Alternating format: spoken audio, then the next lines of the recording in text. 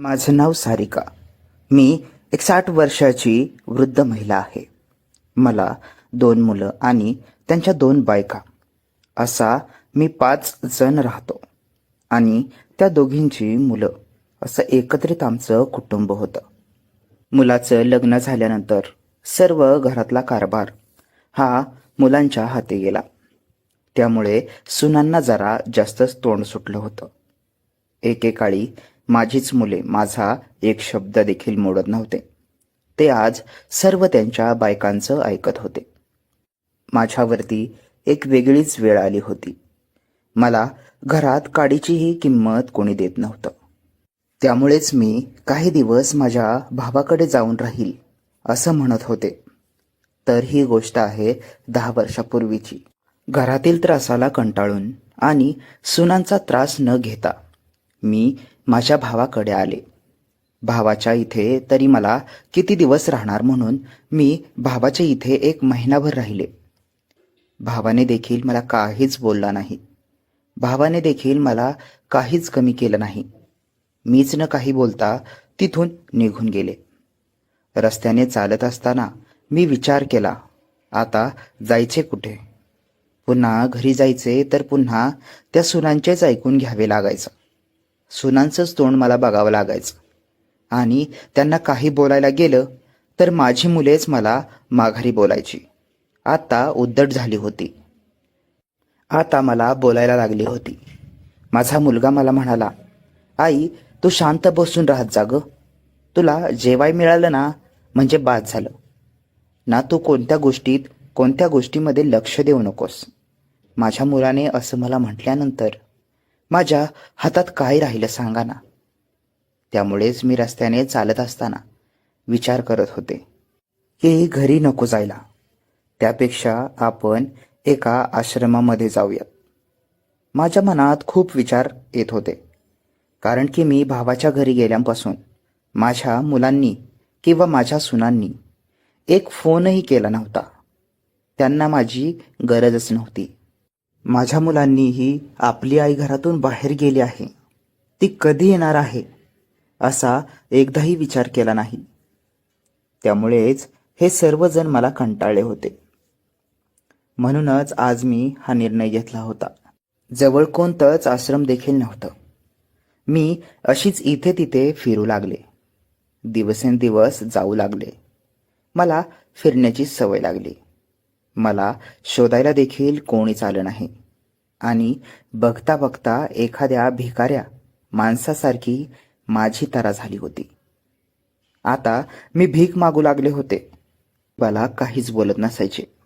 मला बरेच जण विचारायचे. मी त्यांना काही सांगत नसायचे.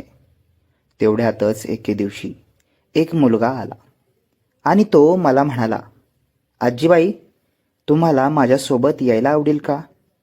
मी त्याला म्हणाले, मला नेहून तू काय करणार? माझ्यापाशी तुला देण्यासाठी काहीच नाही. तेवढ्यात तो मला म्हणाला, आजी मला आजी नाहीये, त्यामुळे तुम्ही मला काही देऊ नका, फक्त तुमची सेवा करू द्या. असं म्हणून तो माझ्या मागेच लागला. मी त्याला कित्येक वेळा नकारही दिला. मी सांगत होते मी यायला तयार नाही, पण तो माझा पिछा सोडेना.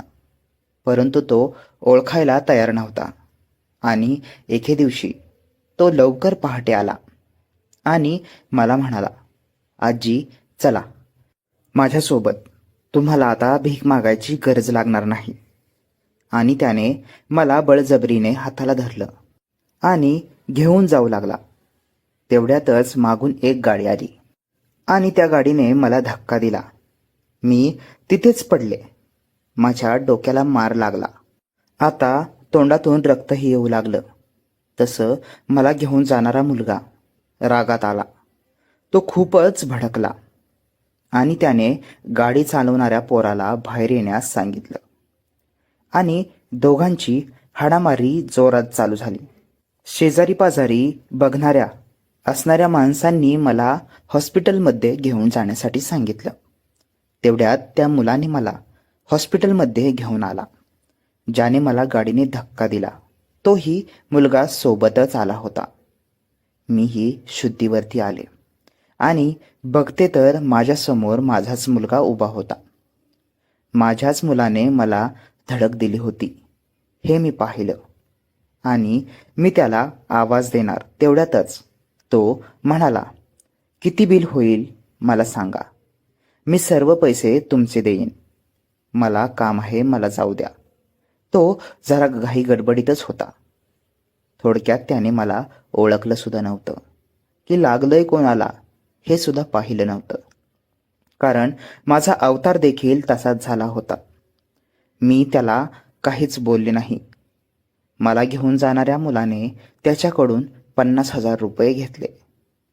म्हणजे माझ्याच मुलाकडून त्या मुलाने 50,000 रुपये घेतले आणि त्याला हाकलून दिलं. माझ्यावरती सर्व इलाज झाला आणि पुन्हा त्याने मला हॉस्पिटलमधून घेऊन जाऊ लागला.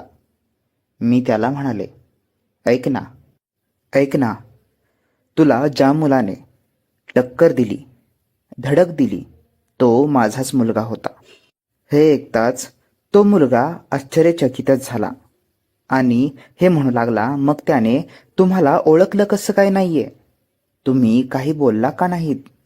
मी म्हणाले, अरे, ज्यांना माझा कंटाळा आला आहे, ज्यांना मी नकोशी आहे, त्यांच्याशी मी बोलून तरी काय फायदा? त्या मुलाने माझ्या एका शब्दामध्ये सर्व काही ओळखून घेतलं होतं. म्हणूनच तो मला म्हणाला, आजी, म्हणूनच मी तुम्हाला घेऊन जातोय.